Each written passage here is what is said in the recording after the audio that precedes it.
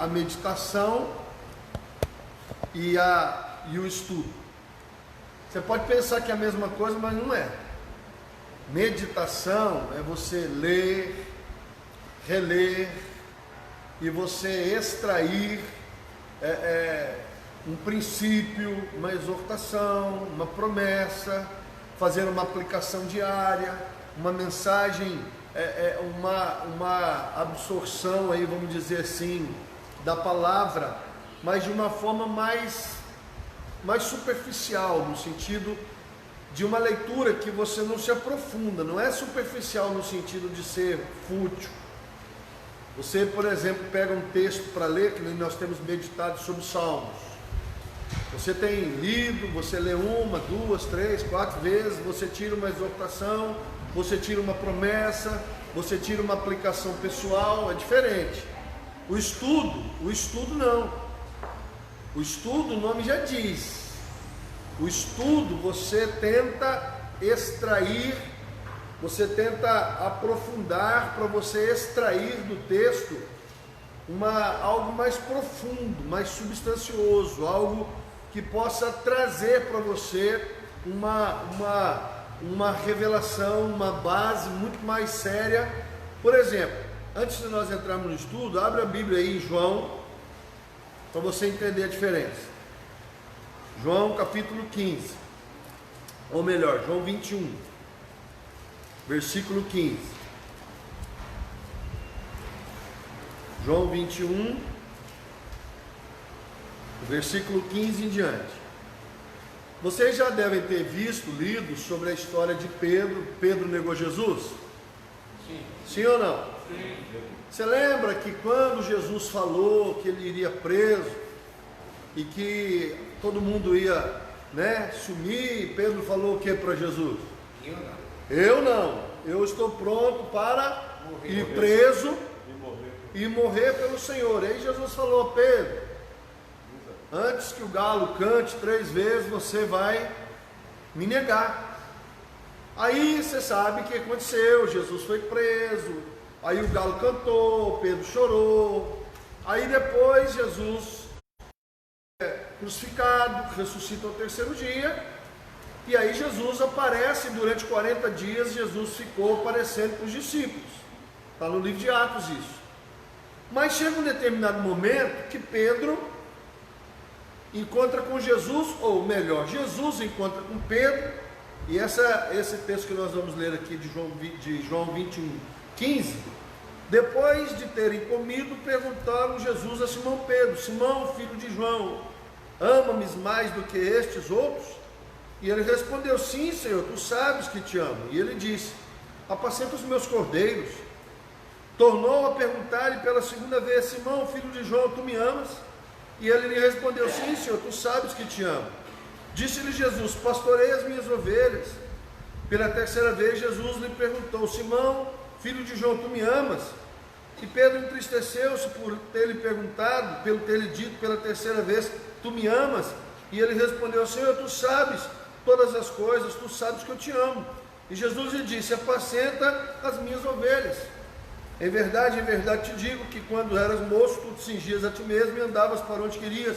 Quando forem velho, estenderás as mãos e outro te cingirá e te levará para onde não queres. Dito isto, para significar com que gênero de morte Pedro havia de glorificar a Deus. Depois de assim falar, acrescentou-lhe: segue-me.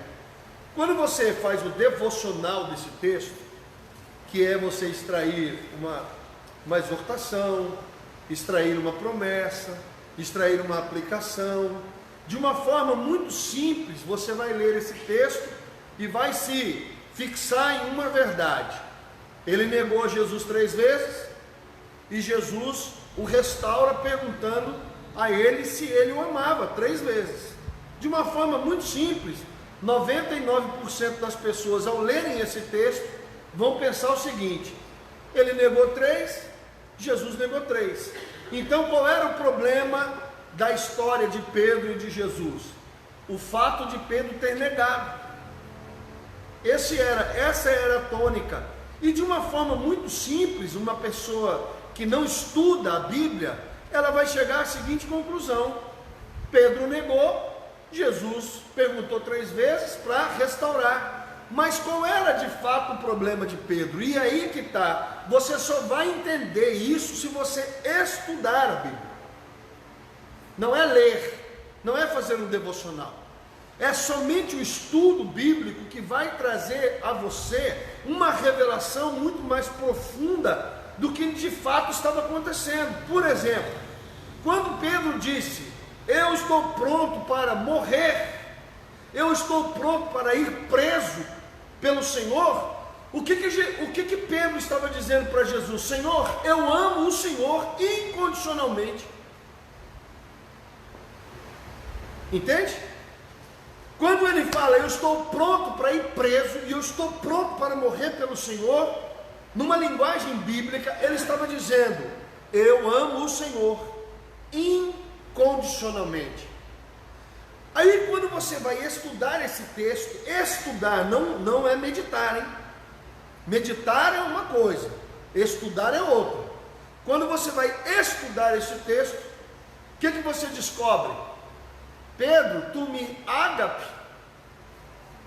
Por quê, pastor?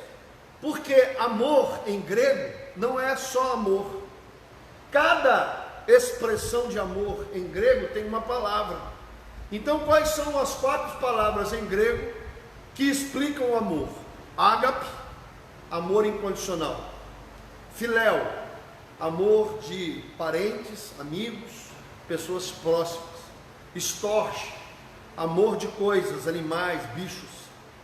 E o último, eros, que é o amor de um homem por uma mulher, o amor que envolve a atração física.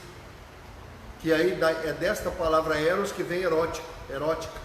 Que é amor que envolve atração, que é o amor que há entre um homem e uma mulher. Então você tem o ágape, você tem o filéu, você tem o storge e você tem o eros. Quando Jesus vai restaurar Pedro, ele diz: Pedro, tu me ágape. O que ele estava dizendo na pergunta? Você me ama incondicionalmente? Pedro responde: Senhor, tu sabes que eu te filos. O Senhor sabe que eu te amo como um amigo. Antigamente eu disse ao Senhor que eu estava pronto para morrer por ti. Eu estava dizendo que eu amava o Senhor incondicionalmente, acima da minha própria vida. Mas eu descobri que eu só te amo com amor de amigo. Aí Jesus disse: então apacenta as minhas ovelhas.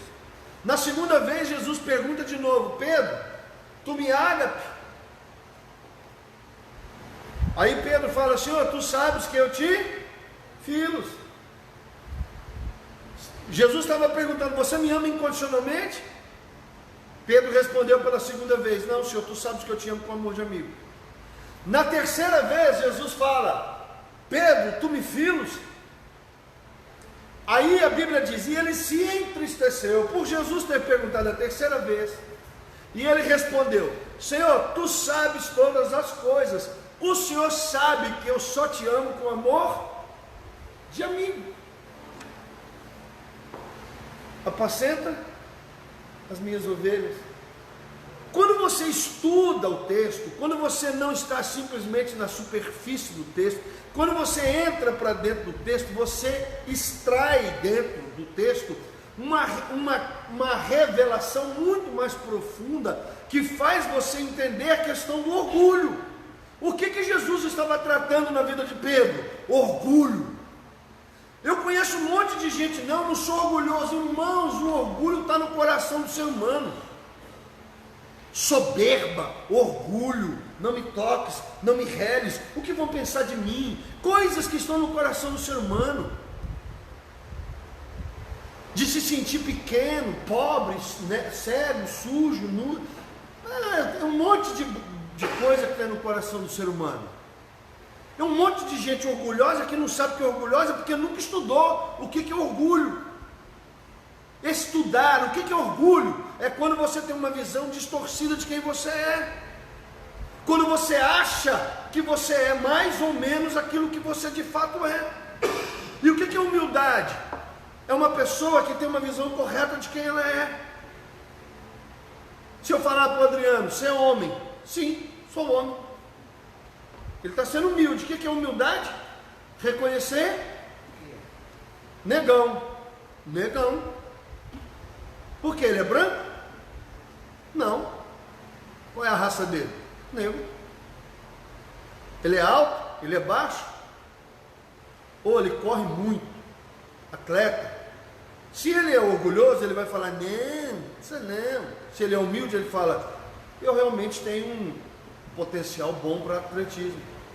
A humildade não é você, é você saber quem você é. Saber de fato quem você é você ter uma visão correta de quem você é. E o orgulhoso nada mais é do que uma pessoa que acha, pensa ou imagina a respeito de si mesmo o que ela não é. Humildade não é uma pessoa pobre, de chinelo de dedo, com roupinha. Não, mora numa casinha simples. Eu conheço ricos humildes e conheço pobres orgulhosos.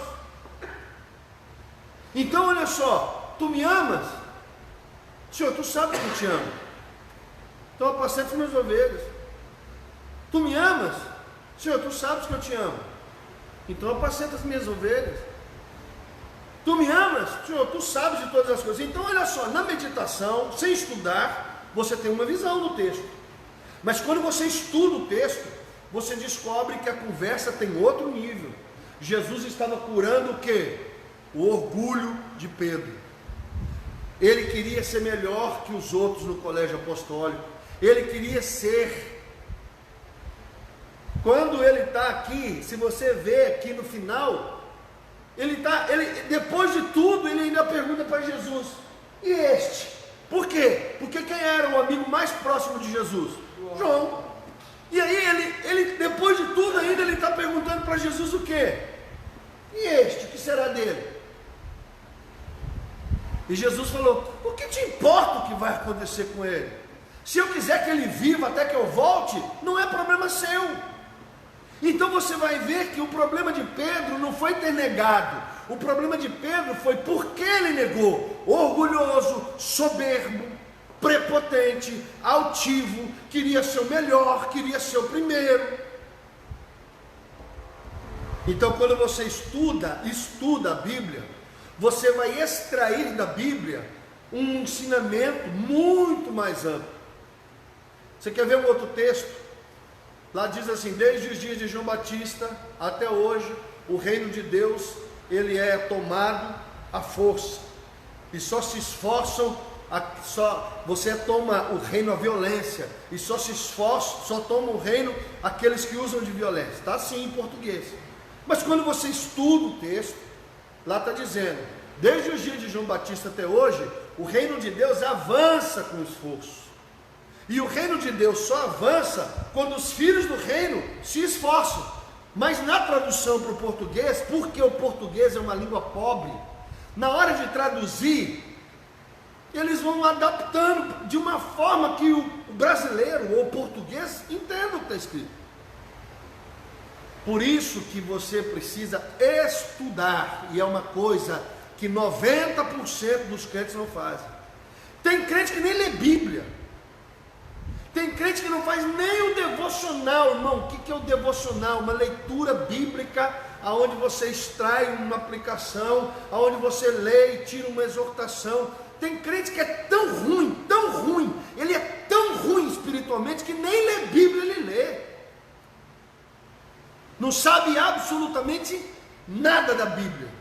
Se você perguntar sobre livros da Bíblia, quem escreveu, para quem escreveu, qual é o assunto de cada livro, não sabe. E você espera o que de um cristão que não conhece Bíblia, que não conhece a palavra, que não conhece doutrina, que não conhece nada? Aí você vai cair lá em Mateus 7, aquele que edifica a sua casa sobre a areia. Não é edificado na palavra, ele não é edificado na rocha, ele é edificado na areia. Quando vem as tribulações, roda. A revelação, aí é o que eu falo, estudar, sentar, Bíblia, dicionário, Hoje tem o Google, que você pesquisa significado. Rapaz, hoje é uma ferramenta poderosa para estudo, é o Google. Você senta com o smartphone ou com o computador na sua mão, você vê dicionário, significado teológico, significado psicológico, significado sociológico. Você hoje, com 2 horas de sentado na frente de um computador ou com o smartphone na mão, você estuda muita coisa. Mas a geração de hoje quer o quê? YouTube, vídeos, música, pregações. Não estuda. E aí o que acontece?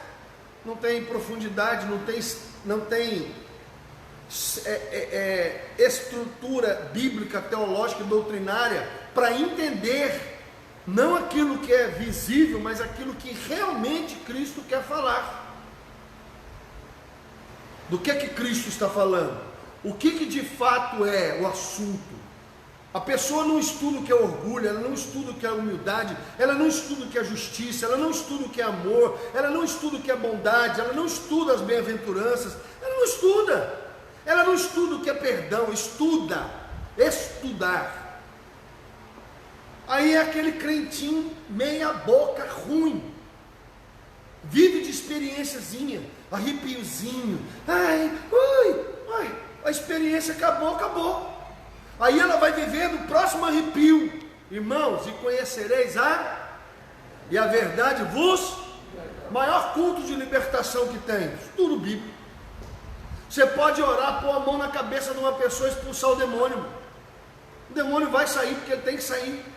Mas a Bíblia diz que o demônio sai e dá uma volta na terra, procura uma casa nova, não encontrando, ele volta para a antiga. Se ele encontrar a casa limpa, adornada e vazia, ele volta e chama mais 7 demônios mais poderosos do que ele, volta para aquela pessoa, e o segundo estado é pior do que o primeiro. Conhecimento da palavra. E você só vai adquirir conhecimento bíblico, primeiro meditando na Bíblia, segundo, estudando a Bíblia. Por quê? Como? Para quem? Para onde que foi? Quem foi? Qual era o problema? Você quer ver um exemplo bíblico? Mulher não pode cortar cabelo porque o cabelo foi dado como véu. Aí você vai estudar. O que estava acontecendo em Coríntios? Em Coríntios tinha dois templos poderosíssimos: Diana, Afrodite. Dos gregos, Afrodite.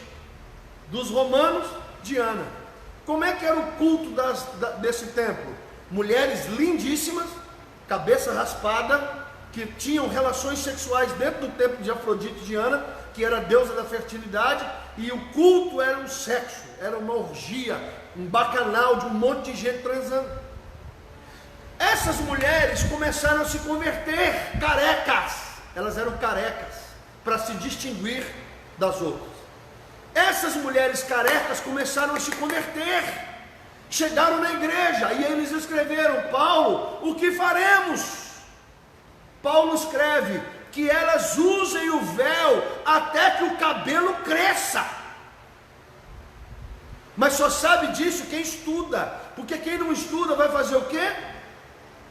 Criar uma doutrina. Qual é a doutrina? Mulher não pode cortar o... Tem véu grande? Tem véu pequeno? Então Deus, a Bíblia não está falando que o cabelo tem que ser curto ou grande ou médio. Não, a Bíblia está falando que o cabelo foi dado como véu. Roupas, mulher não pode usar roupa de homem. Vamos para a Bíblia, vamos estudar. Quando você lê na Bíblia esse versículo, lá no Velho Testamento, qual era a roupa do homem? Túnica. Qual era a roupa da mulher? Túnica. O que diferenciava a túnica do homem da túnica da mulher? A cor e os bordados e o cinto.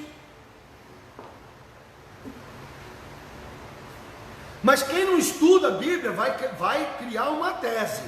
Calça jeans é de... e saia de... Estudo bíblico. Quem não estuda a Bíblia vai ter que engolir o que os outros falam. Cadê? Está na Bíblia? Quem que disse? Aonde disse? Para quem disse? Em quantos lugares aquele texto está sendo dito? Você não pode criar uma doutrina bíblica baseada em um texto isolado. Você não pode criar uma doutrina bíblica se ela estiver em Jó, Salmos, Provérbios, Eclesiastes e Cantares, porque são livros poéticos, e é um livro poético de difícil interpretação, porque o poeta, ele pode dizer várias coisas com aquela palavra. Então não se cria doutrina, nem teologia de livro poético. Não se cria doutrina de um texto isolado. Mas quem não estuda a Bíblia vai fazer o quê? Vai usar a Bíblia como? Vai pegar o texto, usar de pretexto, tirar do contexto. A Bíblia tem um contexto. Para quem está sendo dito? Como é que é? Não, mulher não pode ser pastora. Por quê? Não está escrito aqui na Bíblia. Ô, dó, vai estudar.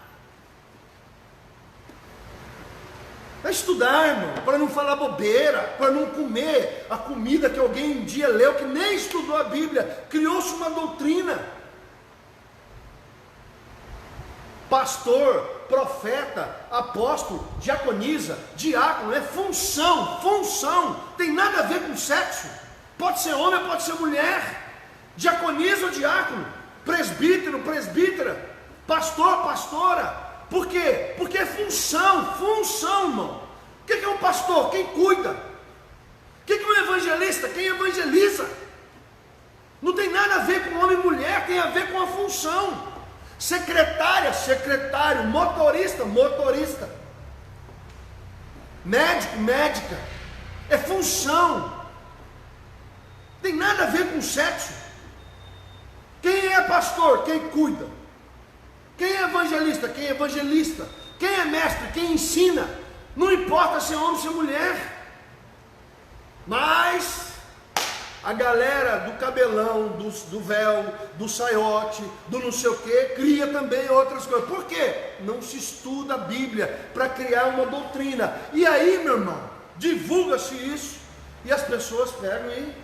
Não, olha, Pedro está negando. Jesus perguntou 3 vezes porque queria restaurar Pedro, porque Pedro negou. Meu irmão, Jesus estava lá dentro do profundo de Pedro, porque Jesus estava tratando, era o orgulho, a soberba, a altivez e a prepotência de Pedro. Pedro era prepotente, soberbo, altivo. Não é isso de questão do temperamento de Pedro. É a questão do orgulho dele, soberbo. Pedro era orgulhoso e soberbo e queria ser o melhor. E ele disse: mesmo que esses te neguem, eu não te negarei. Porque ele queria ser o melhor do colégio apostólico. E o pior, o Senhor Jesus queria que ele fosse o líder. Entenderam a revelação ou não? Jesus queria que ele fosse o líder. Ele tinha potencial para ser líder. Mas qual que era o problema? Ele não queria ser a melhor versão dele. Ele queria ser melhor que os outros. Você não tem que ser melhor que ninguém, filho. Você só precisa ser melhor que o Adriano. Se ele for a melhor versão dele, tá bom. Ocioli, Paulo, Nilson, João, Silvano. Irmão, você tem que ser melhor que... Você não precisa ser melhor que ninguém. Seja melhor que você mesmo, todo dia, todo ano, toda a vida. E você vai ser top. E Deus vai cumprir o propósito dele na sua vida. Entendeu a diferença de meditar e estudar? Qual é o problema da igreja hoje, pós-moderna? Você acha que hoje o cara vai sentar e estudar? No tempo corrido? Não tenho tempo para nada, vou pegar 1 hora por dia para estudar. E aí você cria um crente raso, sem profundidade nenhuma, e tudo que alguém fala para ele tá certo. Por quê? Porque ele nunca conferiu. O que a Bíblia fala nos crentes de Bereia? Tudo que falavam para os bereanos, eles conferiam. E eles pegaram muitos apóstolos que se diziam apóstolos que nunca foram apóstolos. Mas como é que você vai contestar se você não conhece nada de Bíblia, de estudo, de profundidade, de profundo? Aí você é obrigado a engolir o que as pessoas dizem sobre casamento, sobre divórcio, sobre filho, sobre tudo. Você não estuda, você não sabe. Cadê? Onde está escrito? Hoje a maioria dos pastores que eu conheço lê um versículo e às vezes nem abre a Bíblia mais. E ele fica lá 45 minutos falando um monte de coisa bonita. A Bíblia? Por isso que você já me ouviu falar, o que eu acho não te interessa. O que eu acho não te interessa, irmão. O que você acha não me interessa. Eu quero saber o... Então vamos lá, estudo de hoje. Disciplina do estudo, tem que estudar a Bíblia, estudar a Bíblia. Um dia, eu fiquei 8 horas sentado numa cadeira, no ano de 2005, porque eu li um versículo da Bíblia, que diz, Davi era um homem segundo o coração de Deus. Aí eu fiquei cafufado. Falei, por quê? Aí eu peguei a Bíblia, o dicionário bíblico, não tinha Google nessa época, não tinha internet, não tinha nada, viu? Peguei a Bíblia, 1995, perdão, não é 2005, não, 95. Sentei lá, fui lá no meu pai, peguei o dicionário dele, peguei Bíblia de estudo, peguei tudo que eu tinha direito naquela época, fiquei sentado. Eu queria entender por que Deus disse que Davi era um homem segundo o coração dele. O homem foi adúltero, prostituto, mentiu, matou Urias pela espada dos amonitas. O que esse lazarento tinha? Eu pensava que Deus está dizendo que ele tinha um coração. Depois de 8 horas eu entendi. Por que Davi era um homem segundo o coração? Outra vez eu estudei não sei quantas horas, porque estava escrito, dentre os nascidos de mulher ninguém foi maior que João. Fiquei acho que umas 6, 7 horas estudando, porque eu queria entender o que João Batista fez.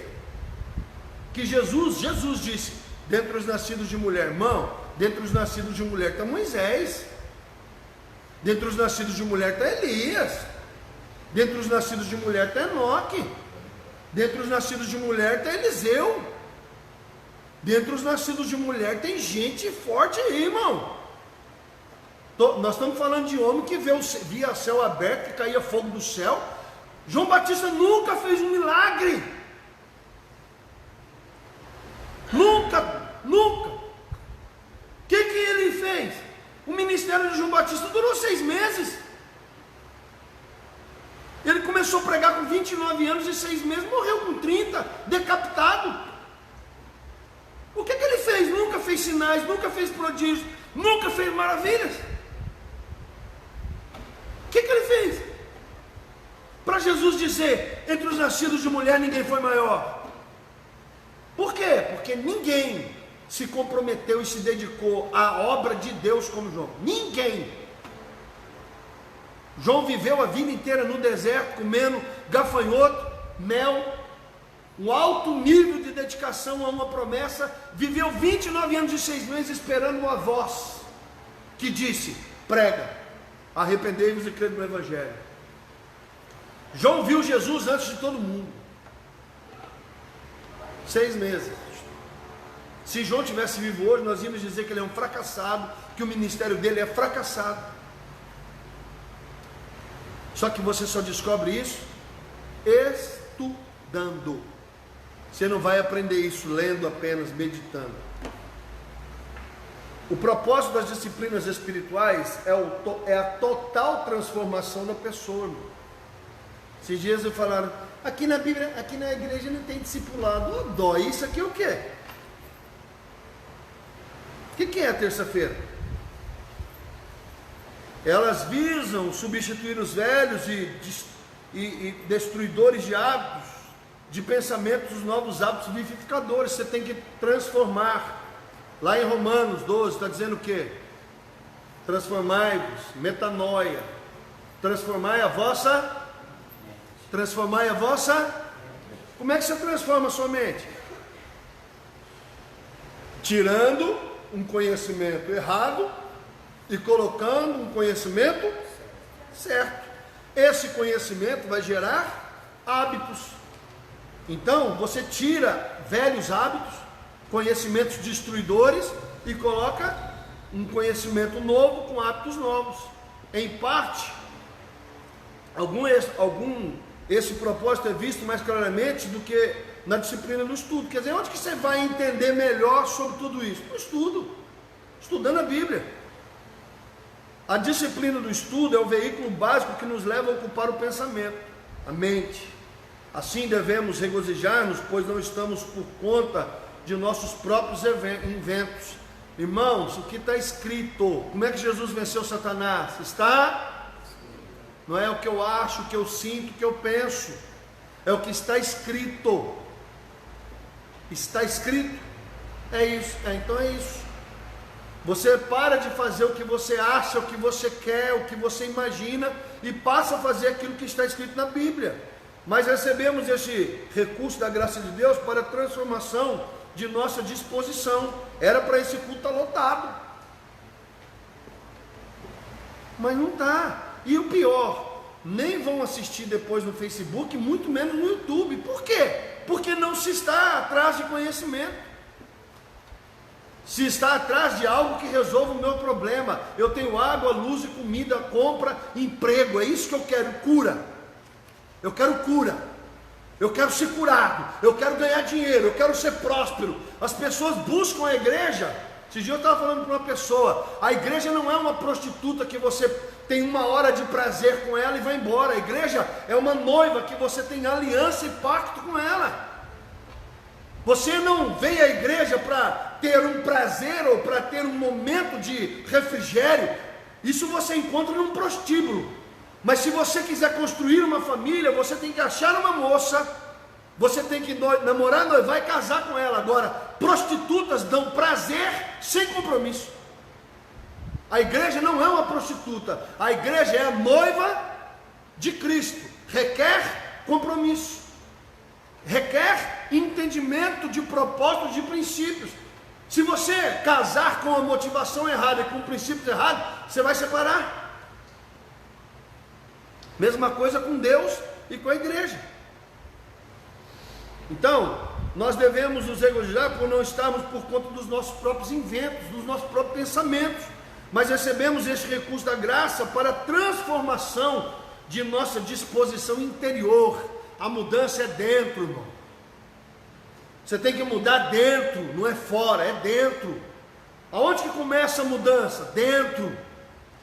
Não adianta você ser capa, não adianta você ser sepulcro caiado. Jesus disse: vocês são sepulcros caiados, por fora está pintado e bonito, mas por dentro é morte e fedor.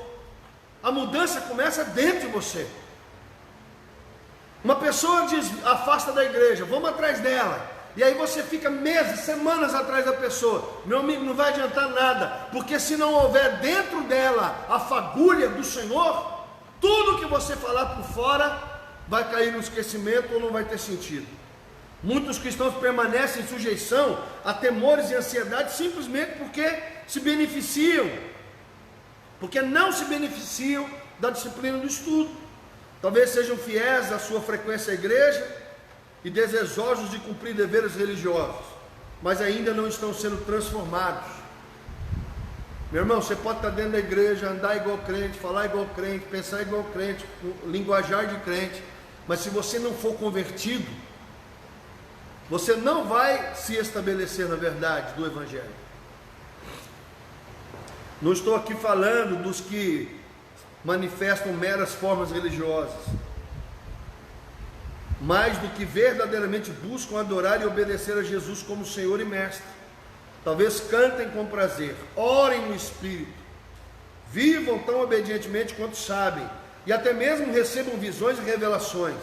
Não obstante, o tom de suas vidas permanece inalterado. Por quê? Não muda por quê? E conhecereis a verdade, e a verdade te... Meu irmão, você é liberto pelo conhecimento da palavra. E quanto mais você estuda a palavra, quanto mais você entende a doutrina, quanto mais firme fica a sua fé, porque nunca se dedicaram a uma das principais formas que Deus usa para mudarmos: estudo. O ano passado, eu e a pastora fomos a São Paulo, na cidade de São Paulo, ficamos lá uma semana, aula de manhã, de tarde e de noite, de manhã, de tarde e de noite, de manhã e de noite, né, irmão? De manhã e de noite, um livro dessa grossura, chama Autoconfrontação. Eu tenho 2 faculdades teológicas, 2 pós-graduação. E o senhor foi lá fazer o curso? Foi. Por quê? Porque conhecimento não ocupa. Ocupa?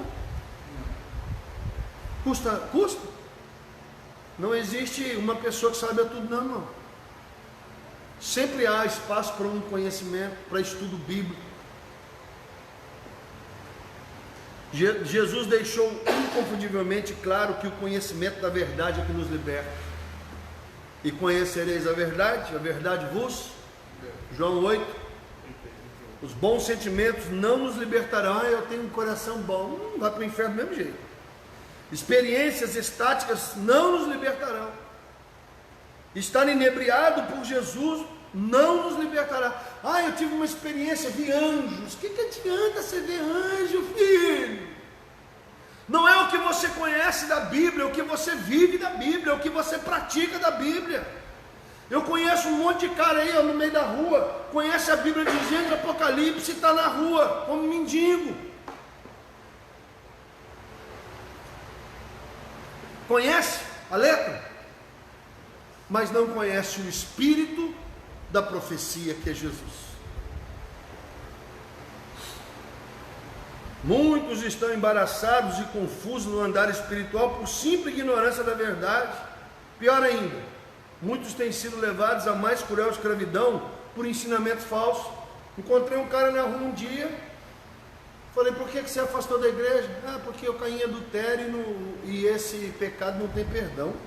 Falei: como é que é? Não, eu era da igreja, então não vou falar o nome aqui da igreja. A igreja disse lá que adultério é o pecado, é a blasfêmia contra o Espírito Santo. Falei: como que é? Adultério é blasfêmia contra o Espírito Santo? E aí ele tinha caído em adultério, foi expulso da igreja e consequentemente lançaram ele aonde? E eu falei: rapaz, Davi caiu em adultério, Deus o restaurou. E fui dando exemplos bíblicos, mas mesmo eu dando exemplos bíblicos, ele não aceita. Não tem perdão. Por quê? Porque ele está preso numa doutrina de homens e não numa doutrina bíblica. A Bíblia diz que todo pecado arrependido, confessado e abandonado encontra misericórdia. E pecado contra o Espírito, blasfêmia contra o Espírito Santo, tem a ver de você atribuir a obra de demônios ao Espírito. Não tem nada a ver com o pecado, o ato do ser humano. Mas a falta de estudo bíblico gera isso. Um homem lançado no inferno, e mesmo você dizendo para ele que a Bíblia, não. Eu li para ele a história da mulher samaritana: 5 maridos já tiveste, o homem que você tem agora não é teu. E nem que você lê a Bíblia toda para ele não aceita. A mulher samaritana era adulta? Sim ou não? Deus a restaurou? Ela se arrependeu? Mas você pode ler a Bíblia para o cara: não tem jeito para mim não.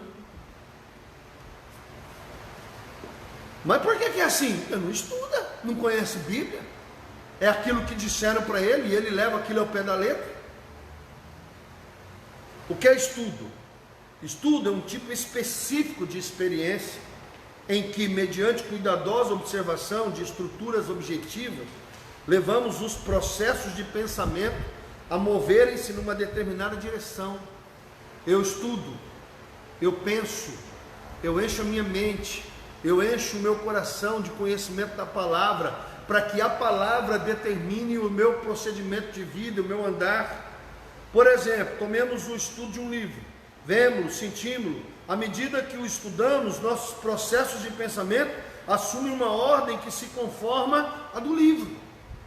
Quando nós estudamos, meditamos em Juízes, algumas pessoas me procuraram e falaram: pastor, o povo de Deus é um povo lazarento e ruim. E levantava e caía, mudava o juiz, caía, levantava o juiz, levantava, arrependia. Ele falou, pastor, o povo de Deus é povo ruim. Eu falei, é isso aí, meu filho.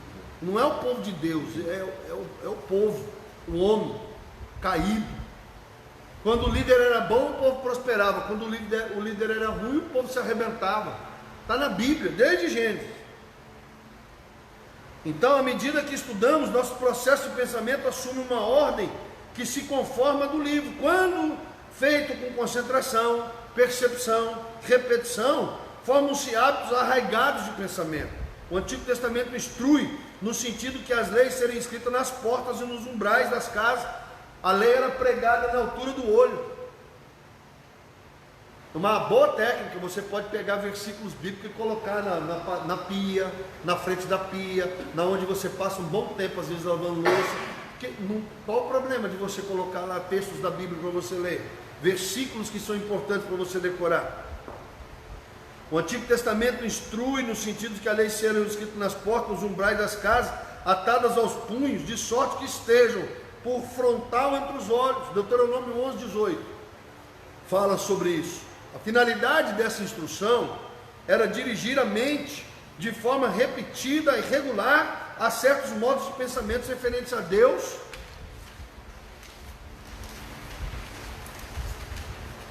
e as relações humanas. Evidentemente, o Novo Testamento substitui as leis escritas nos umbrais das casas por leis escritas aonde? Jesus disse que a lei foi escrita em tábuas de pedra, mas a graça foi escrita aonde? Então, presta atenção. A graça é muito mais exigente do que a lei. A lei dizia, não matarás. A graça diz, eu, porém, se você tiver ódio do teu irmão, já matou ele. A lei diz, não adulterarás. Eu, porém, vos digo, que se você cobiçar uma mulher ou um homem, você já adulterou com ela. A lei, ela falava de atos. A graça fala de intenção do coração. Então, meu irmão, por falta de estudo, as pessoas, nós estamos na graça, como se a graça fosse a zona. Está tudo liberado para viver de qualquer jeito. Pelo contrário, a graça é muito mais exigente. Ela cobra de você, não é um ato, ela cobra de você intenção. Qual foi a intenção? Por que você fez isso? E não simplesmente o que você fez. Então Jesus disse que ele escreveria a palavra de Deus no coração, escrita no coração, que nos leva a Jesus, nosso mestre interior e sempre presente. Devemos esclarecer uma vez mais que arraigados hábitos de pensamento que se formam conformação à ordem da coisa que está sendo estudada. Medita na minha palavra de dia e medita na minha palavra de dia e medita na minha palavra de dia e está escrito não onde na Bíblia? Muitos lugares. Não temas, pois eu sou contigo. Não temas, porque eu sou teu Deus. Medita na minha palavra de dia e de noite. Bem-aventurado o homem que não se detém no caminho do pecador, não se assenta à roda do escarnecedor. Antes o seu prazer está na lei do Senhor, e nela ele medita de dia e de noite. Será como árvore plantada junto a torrentes das águas, que no devido tempo dará o seu fruto. Como é que você vai? Como que o Espírito Santo vai fazer qualquer coisa dentro de você, se você não dá espaço para a palavra de Deus? Não lê Bíblia, não medita, não estuda, é um oco vazio. E aí você quer que o Espírito Santo fale o quê? Se você não tem tempo para ler e meditar, e para estudar, pelo menos uma vez por semana.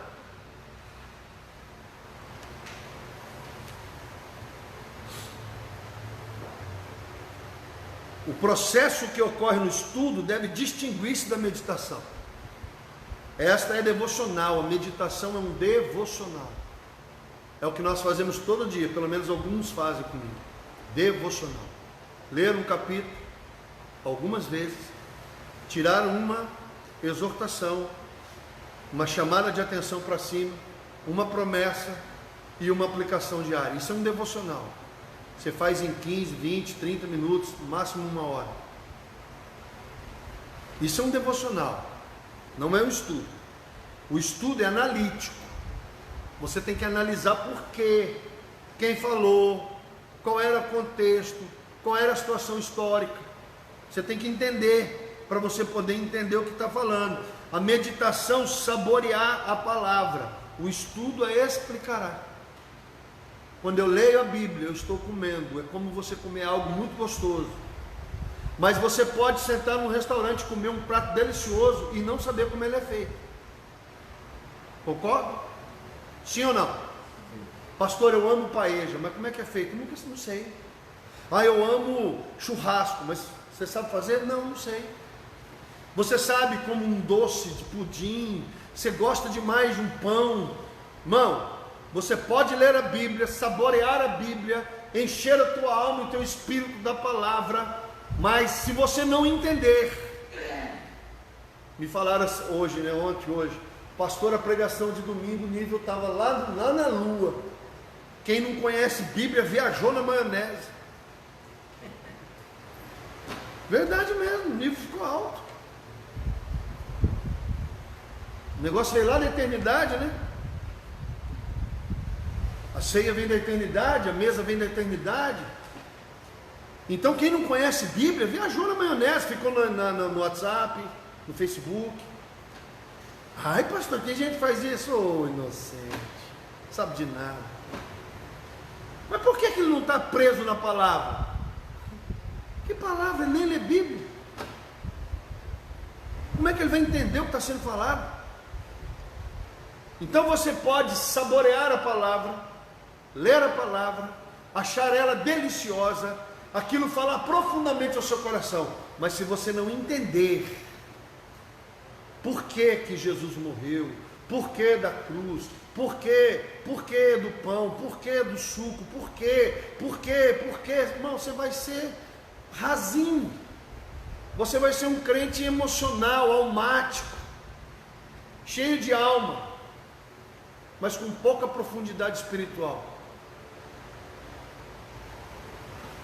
Embora a meditação e o estudo muitas vezes se sobreponham e funcionem concordemente, constituem duas experiências distintas. O estudo proporciona determinada estrutura objetiva dentro da qual a meditação pode funcionar com êxito. Então eu posso saborear a palavra, mas se eu realmente quiser aprofundar, eu vou ter que estudar e entender determinadas coisas. 4 passos para você estudar a Bíblia. Primeiro, repetição. Eu sempre falo para a pastora Camila, o pessoal que prega e aqueles que eu tenho oportunidade de ensinar em seminários. Você vai pregar, aí você quer ler a Bíblia uma vez, um texto? Meu amigo, para você pegar e ler e pregar, você tem que ler várias vezes o texto, até que o texto entre dentro de você. Por isso que, se você faz o esboço é só uma direção da mensagem, para que você não saia da mensagem. Mas se a palavra não estiver dentro de você, você vai se perder. Como é que eu faço para estudar a Bíblia? Repetição, ler, repetidas vezes. Segundo passo, concentração. Você vai estudar a Bíblia disperso, pensando na morte da bezerra, nas contas. Não dá certo não, irmão. Tem que parar e né? Primeiro, repetição. A repetição é uma forma de canalizar a mente de modo regular numa direção específica, firmando assim hábitos de pensamento. A repetição desfruta hoje uma péssima fama. Pessoa, né? Como assim eu tenho que ficar lendo várias vezes? Ué, muita gente acha que isso aí é ruim, errado. Concentração. Se além de conduzir a mente repetidas vezes ao assunto em questão, a pessoa concentrar-se no que está sendo estudado, a aprendizado aumenta sobremaneira. Repetição é um passo. Segundo passo, concentração. Você tem que ter corpo, alma e espírito naquele momento. Porque se você estiver ali estudando com a cabeça na lua, você não vai aprender. Outra questão, a compreensão é, pois, o terceiro passo na disciplina do estudo. Meu irmão, eu repetidas vezes leio até que aquilo entre em mim. Depois eu preciso de um nível de concentração para que eu possa absorver ao máximo aquilo que está sendo estudado. Terceiro passo, eu preciso de compreensão, compreender. A compreensão é o terceiro passo. Se eu não entender, não compreender o que eu estou estudando, pouco vai me servir. Próxima folha. Qual que é o quarto passo? Reflexão. Eu leio repetidamente, eu coloco um nível alto de concentração, eu compreendo o que eu estou estudando. E quarto passo, reflexão. Eu preciso fazer a reflexão, porque é ela que determina o seu significado. Refletir sobre os acontecimentos do nosso tempo, ruminá-los, são atos que nos levam à realidade interior desses acontecimentos. A reflexão faz-nos ver as coisas da perspectiva de Deus. Na reflexão chegamos a entender não somente a matéria de nosso estudo, mas a nós mesmos. Quando eu fui ao seminário, eu achei que eu iria aprender sobre Deus, teologia, o estudo de Deus. Depois de 5 anos de faculdade, eu descobri que Deus não me levou lá para conhecer sobre Ele. Deus me levou lá para me conhecer. Porque quando você estuda a Bíblia reflete quem você é, quem você não. Você já viu aquela frase? Ao ler a Bíblia encontrei vários erros, todos em mim. Agora, como é que você vai viver a vida que Deus quer, se você não tem nenhuma base, nenhum material que Deus possa usar? Deus usa a Bíblia, Deus usa a palavra. Se não há nada dentro de você, o Espírito Santo vai usar o quê? O vento? Não, o Espírito Santo fala comigo, balela. O Espírito Santo usa a Bíblia. O Espírito Santo não usa sentimentos. Nenhuma profecia ela é verdadeira se ela não tiver base bíblica. Deus nunca vai contra a sua palavra. Eu já vi cada profecia mais esdrúxula que a outra. Profecias aonde pastores ou mulheres de Deus, profetas, falando que Deus mandou fazer isso ou aquilo, e aquilo que estava sendo profetizado era completamente contra a doutrina bíblica. Só que tem gente que aceita essa profecia. Por quê? Porque nunca estudou a profecia. O que é profecia? Quais são as características de uma profecia verdadeira? E aí qualquer balela, que uma vez eu estava numa oficina lá na Suzuki, o cara falou: você crê? Eu que creio. Deus manda te dizer que daqui até dezembro vai acontecer algo que você está buscando. Eu falei: vai para lá, seu profetinha, porcaria, meia boca, seu ridículo. Você quer ser usado por Deus, quer ser profeta, vai orar e buscar a face de Deus. Que profecia é essa aí, seu louco? De hoje até dezembro, que conversa é essa, rapaz? Será que Deus fala desse jeito? Eu posso profetizar assim o dia inteiro, de hoje até o dezembro, irmã.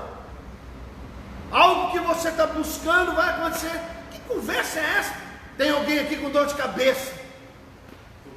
Olha, tem alguém aqui que brigou com o marido antes de vir para o culto.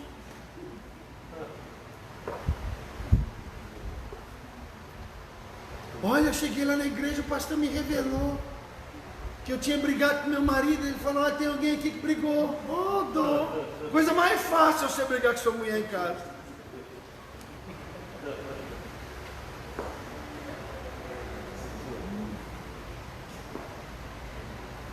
Jesus falou muitas vezes dos ouvidos que não ouvem e dos olhos que não veem.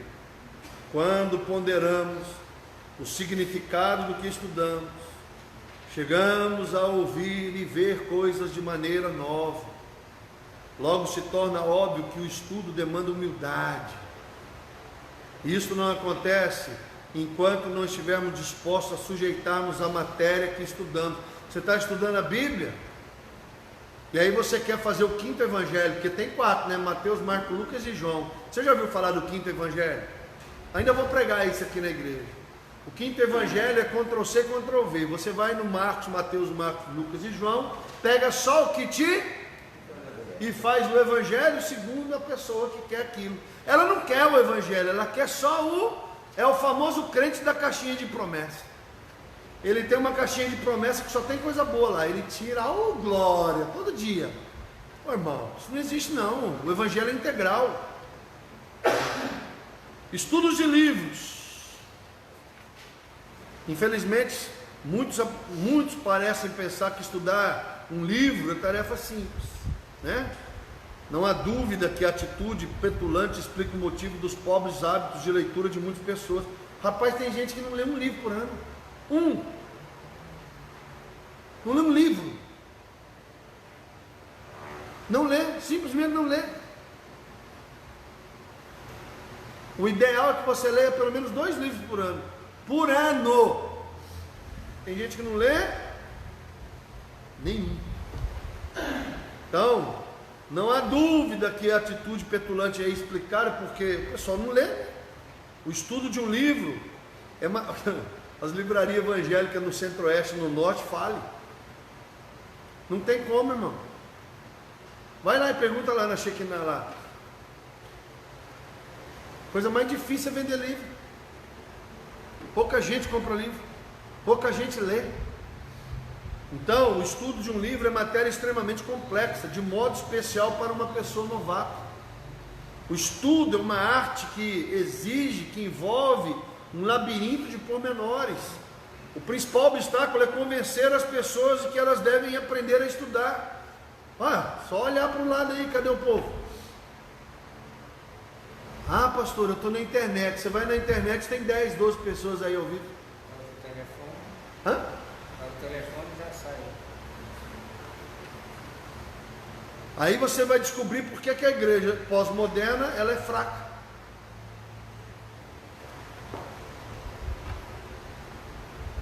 Então o principal obstáculo é convencer uma pessoa que ela precisa estudar. A maioria das pessoas supõe que pelo fato de saberem ler as palavras, sabem por isso mesmo estudar. Não, estudar é diferente de ler. Ler é meditar, devocional.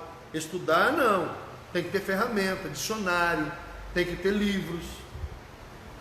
Esta limitada compreensão da natureza do estudo explica porque tantas pessoas se beneficiam tão pouco da leitura de livros. 3 regras intrínsecas e 3 extrínsecas comandam o estudo bem sucedido de um livro. As regras intrínsecas podem no começo necessitar de 3 leituras separadas, mas com o tempo elas podem ser feitas simultaneamente. A primeira leitura envolve entender o livro. O que o autor está dizendo? Qual é o assunto? Do que se trata? A segunda leitura envolve interpretar o livro. O que o autor quer dizer? Qual é a mensagem? A terceira leitura envolve avaliar o livro. Esse autor está certo ou errado? É igual uma pregação. Esses dias uma pessoa estava vendo uma pregação desses pregadorzinhos de YouTube aí, fraquinho, rasinho. Ai, que mensagem bonita. Falei, que lixo. Bonitinho? Sabe para quê? Para nada. É bonitinha a mensagem? Gostosinha? Emociona? Mas presta para quê?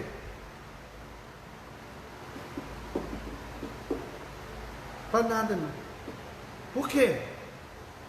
Porque a pessoa não está pregando a Bíblia.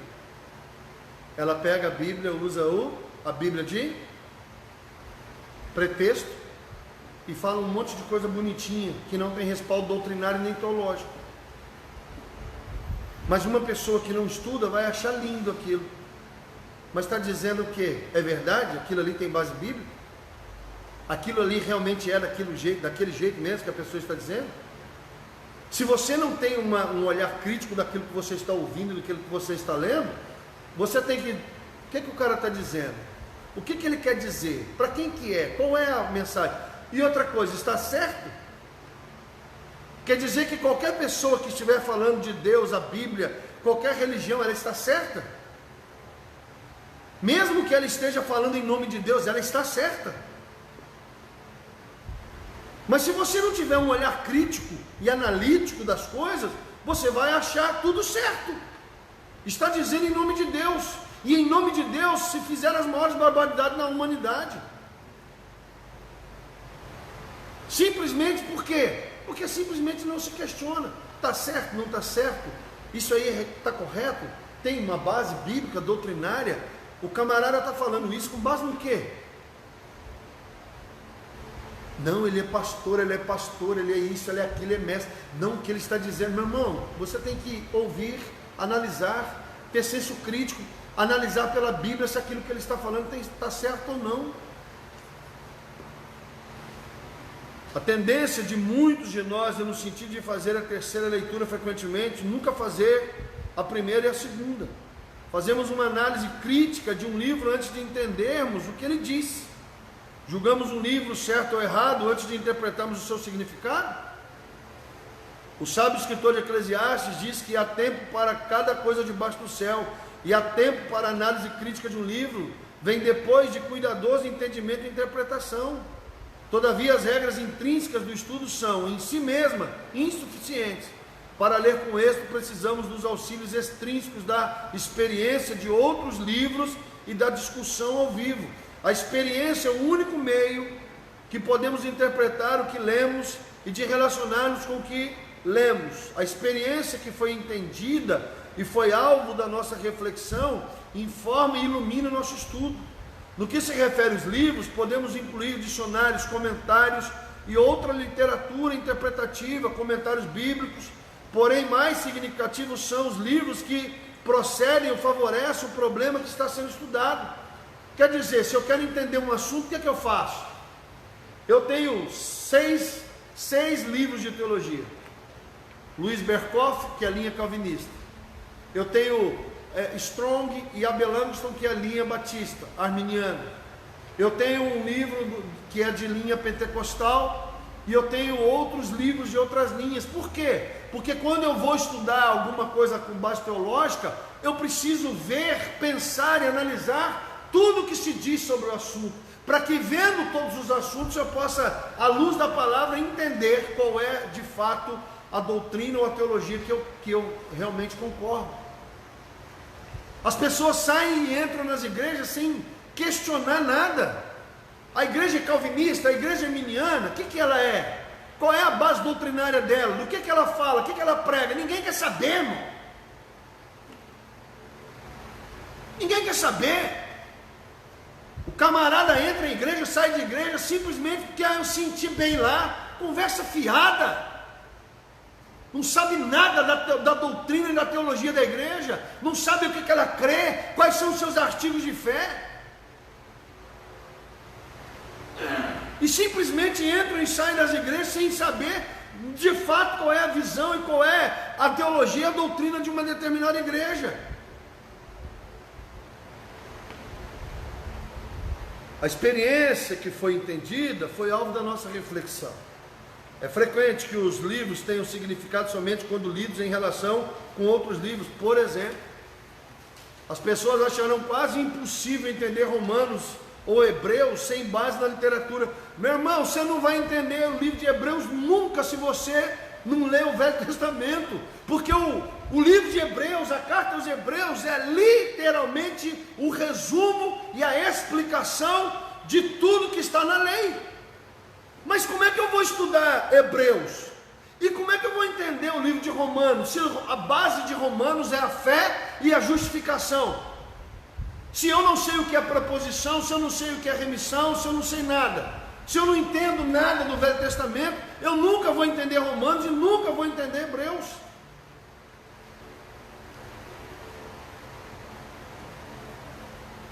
Os grandes livros que se dedicam aos problemas principais da vida interagem entre si. Não podem ser lidos isoladamente. A discussão ao vivo refere-se à interação comum que ocorre entre os seres humanos à medida que perseguem um determinado curso de estudo. Interagimos com o autor, interagimos uns com os outros, e assim nascem novas ideias criativas. O primeiro e mais importante livro que devemos estudar é a Bíblia. A Bíblia, irmão, é o livro mais importante, é o livro mais lido no mundo, é o livro mais publicado e mais vendido no mundo, sempre foi. Nós temos hoje no smartphone mais de 30 e poucos tipos de Bíblia. E a pessoa lê? O salmista perguntou: de que maneira poderá o jovem guardar puro o seu caminho? E ele mesmo responde, observando segundo e acrescentou: guardo no coração as tuas palavras para não pecar contra ti. Salmo 119, 9 e 11. Provavelmente a palavra a que o salmista se refere seja a Torá, que é o Pentateuco, os 5 primeiros livros da Bíblia. Os cristãos, através dos séculos, têm confirmado esta verdade em seu estudo das Escrituras. Toda a Escritura é inspirada por Deus e útil para o ensino, para a repreensão, para a correção, para a educação na justiça, a fim de que o homem de Deus seja perfeito e perfeitamente habilitado para a boa obra. 2 Timóteo 3, 16 e 17. Observe que o propósito central não é a pureza doutrinária, embora essa sem dúvida esteja envolvida, mas a transformação interior. Quando vamos à Escritura, vamos para sermos transformados. Por que a gente tem que tirar uma exortação? Por que a gente tem que tirar uma promessa? Porque a nossa vida tem que estar baseada naquilo que Deus nos corrige, na esperança que nós temos de mudança, e algo que você pode praticar todos os dias. Quando vamos à Escritura, vamos para transformação, não para acumular informação. Não adianta nada você se encher de informação se você não aplica aquilo que você está estudando. Devemos entender, porém, que existe uma vasta diferença entre o estudo bíblico e a leitura devocional da Bíblia. No estudo bíblico dá-se alta prioridade à interpretação. O que significa? Na leitura devocional dá-se alta prioridade à aplicação. O que significa para mim? No devocional, eu estou interessado no como eu posso aplicar isso na minha vida. No estudo bíblico, eu estou interessado em como isso pode me transformar. Porque sem transformação, você vai continuar pecador, perdido. Porque se você estiver dentro da igreja e não ser transformado de fé em fé e de glória em glória, vã é a tua fé. Não serve para nada. Se você não ouvir a frase, como você mudou, você não está vivendo o Evangelho. Se as pessoas que estão no seu círculo íntimo não dizem como você mudou, como você está diferente, tem alguma coisa errada com o seu Evangelho. Você não pode ser igual, filho. Tem que melhorar. E não é melhorar para os outros, não. Melhorar para si. E como é que eu alcanço isso? Estudando a Bíblia.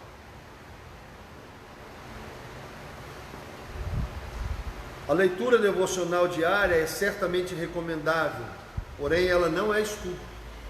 Quem estiver buscando uma palavrinha do Senhor para hoje, não está interessado na disciplina e para encerrar, o clássico dos crentes meia boca. Ó, olha para mim. Fala comigo, Jesus. Você quer que Deus vai falar comigo? E então avançou Joabe. Você acha que Deus vai fazer assim? Você vai pegar a Bíblia.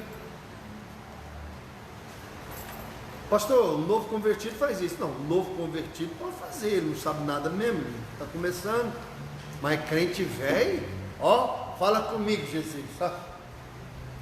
Tem até uma piadinha, né? Como é que é? O cara abriu ali a Bíblia e leu. E Judas, pegando uma corda, foi e se enforcou. Aí ele falou, misericórdia. Aí ele abriu de novo, pegou em outro texto, estava escrito, vai e faz o mesmo. Vamos orar, vamos ficar em pé. Pai, nós agradecemos ao Senhor por a oportunidade que temos de estudar a Tua Palavra. Ajuda-nos a estudar, ajuda-nos a meditar, ajuda-nos a orar, ajuda-nos a jejuar e ajuda-nos a estudar a Tua Palavra. Essa é a oração que nós fazemos e pedimos a Tua bênção.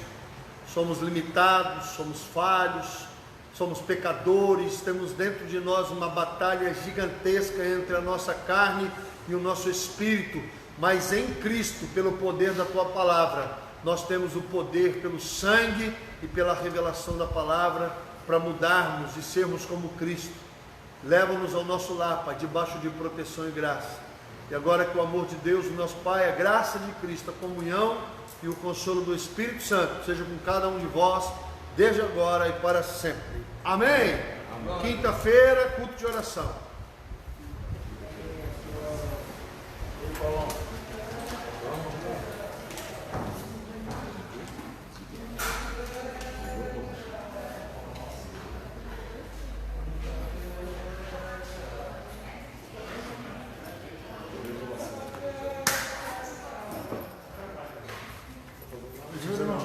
Só se quiser ir lá bater.